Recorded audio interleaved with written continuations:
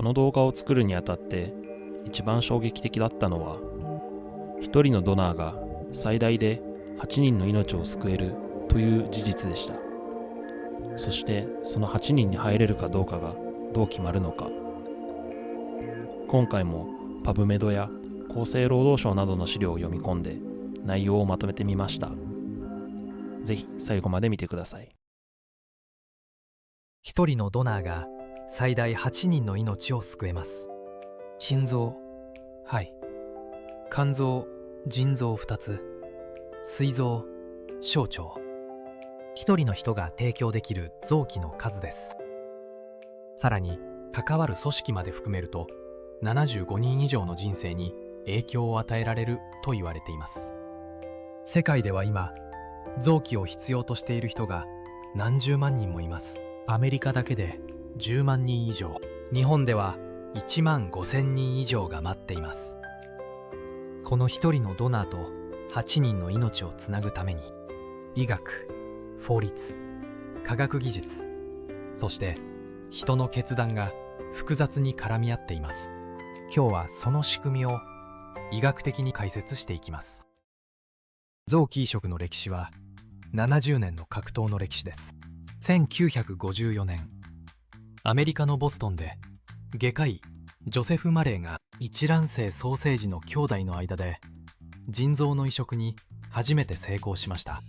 この功績でマレー医師は後にノーベル医学生理学賞を受賞しています。しかし当時最大の壁があった。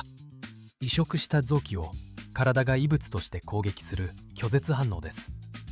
双生児間では問題ありませんでしたが、他人の臓器はほとんどの場合数週間から数ヶ月で体に拒絶されてしまいました。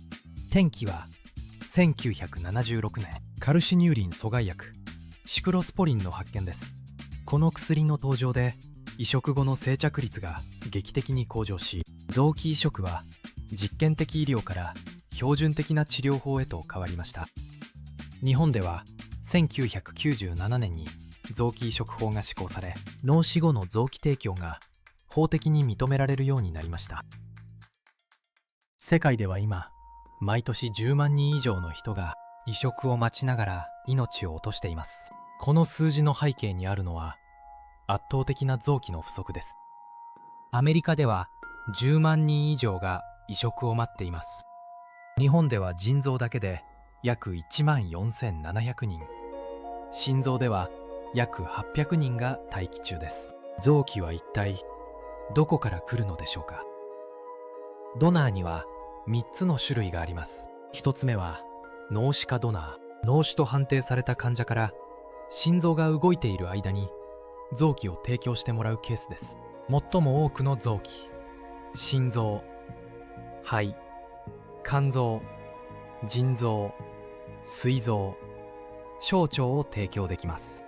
2つ目は心停止後ドナー DCD。 心臓が止まった後に主に腎臓を提供するケースです。アメリカでは全ドナーの約 43% がこの DCD です。そして3つ目が生体ドナー LD。 生きているドナーから腎臓1個または肝臓の一部を提供してもらいます。日本では腎臓移植の約8割がこの生体移植です。脳死ドナーが少ない日本独特の現状を反映しています。脳死ドナーから臓器が届くまでには何が起きているのでしょうか。ステップ1、意思確認。本人が生前に臓器提供の意思を示しているか確認します。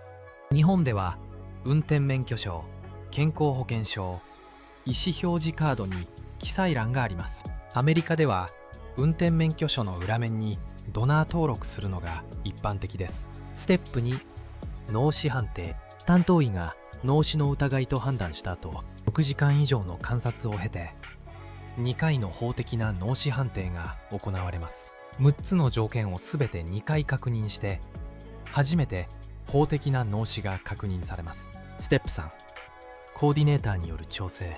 日本では JOTNW 日本臓器移植ネットワーク、アメリカでは OPO 臓器調達機関が動き出します。血液型 HLA 型、体格医学的緊急度待機期間などを照合し、最も適切なレシピエントを選定します。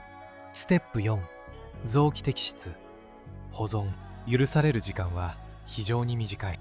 心臓なら4から6時間、肺は6から8時間、腎臓でも24から36時間が限界です。この時間内に臓器は冷却保存または機械還流という技術で状態を保ちながら搬送されます。ステップ5、移植手術。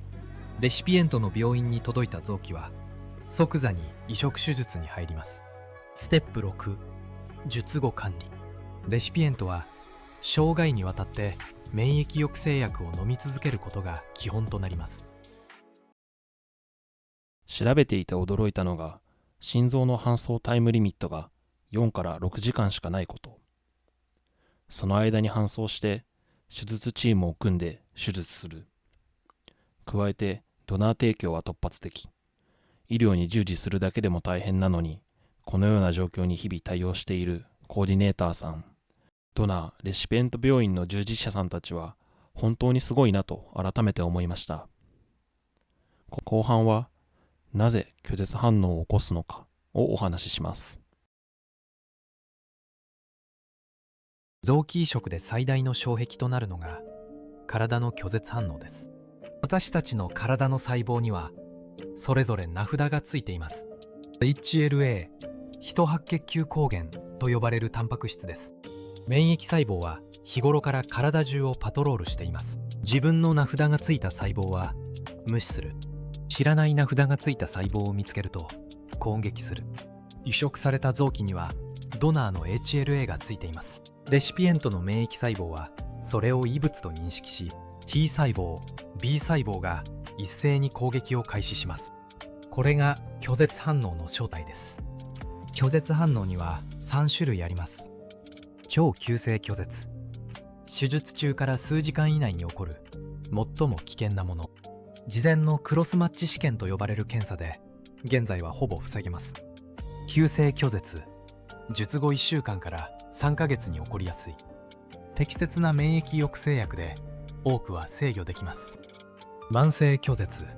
数年後にじわじわ進む長期的な問題。これが現在も移植医療における最大の課題です。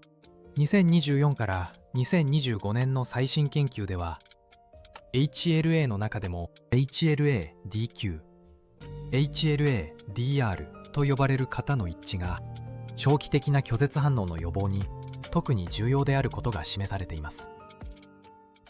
拒絶反応を抑えるために何をするのか。免疫抑制薬の服用です。現在の世界標準では3種類の薬を組み合わせます。まずタクロリムス。 T 細胞の活性化を引き起こす信号を遮断します。日本で開発され、現在は世界中の移植医療で使われています。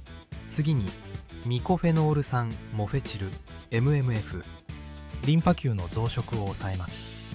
そしてステロイド。広範な抗炎症免疫抑制作用を持ちます。この3剤を組み合わせることで多くの患者の拒絶反応をコントロールできます。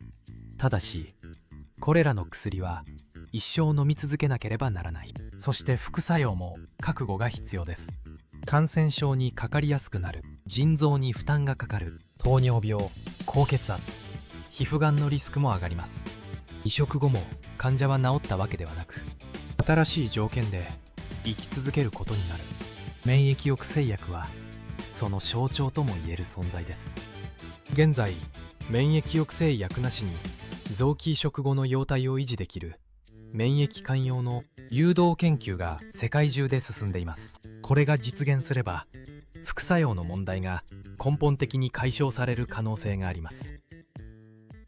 臓器不足は日本だけの問題ではありません。世界共通の最も深刻な医療課題の一つです。しかしその不足の深刻さは国によって大きく違います。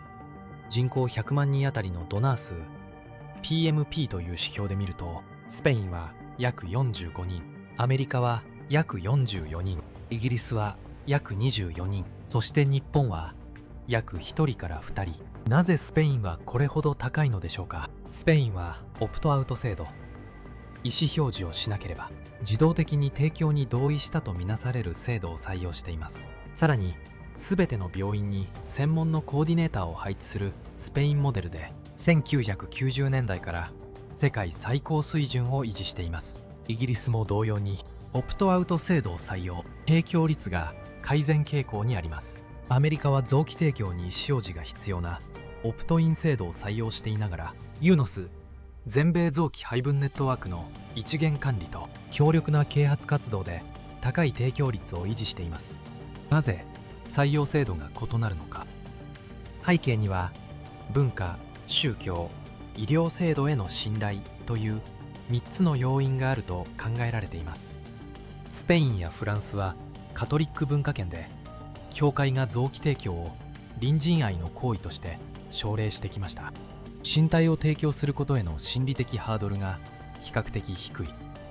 一方、日本では脳死を死とみなすことへの抵抗感が根強くあります。1968年の話題食事件、脳死判定の妥当性が裁判で問われた事件以来、医師の脳死判定そのものへの社会的不信が続いてきました。これが脳死は本当に死なのかという問いを今も社会に残しています。意思表示カードの所持率はまだ10から 15% 程度にとどまっています。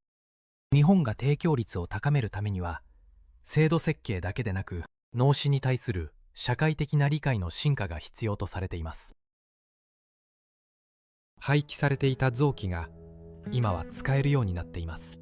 機械管流 Machine Perfusion、 摘出後の臓器を専用装置につなぎ、血液に近い液体を流し続けます。これにより、かつては品質が低すぎて廃棄されていた臓器を救済することが可能になっています。術前にこの臓器は使えるかをリアルタイムで評価できる点も革新的です。2024年のアメリカ移植外科学会議では、世界49カ国から研究者が集まり、機械管流が新たな臨床標準へ移行しつつあることが示されました。そしてもう一つの最前線が異種移植、ゼノトランスプランテーション、遺伝子を改変した豚の臓器を人間に移植するという試みです。2024年、アメリカでは改変豚の腎臓を人に移植する臨床試験が行われました。動物倫理、未知のウイルスリスクなど課題は多いですが、実現すれば臓器不足問題を根本から解決する可能性があります。さらに、患者自身の iPS 細胞から臓器を作成し移植する再生医療も前臨床段階で研究が進んでいます。臓器移植医療は今大きな転換点にいます。臓器移植は誰かの死が誰かの命に代わる医療です。調べれば調べるほど、医学技術だけじゃなくて法律、倫理、社会の合意が全部関わってくることが分かりました。一つ聞かせてください。あなたは臓器提供の意思表示をしていますか？している、していない、まだ考えたことがなかった。コメントで教えてもらえると嬉しいです。日本語でも英語でも歓迎します。このチャンネルでは脳死、死の定義についても動画があります。気になった方はぜひそちらも視聴してみてください。チャンネル登録お願いします。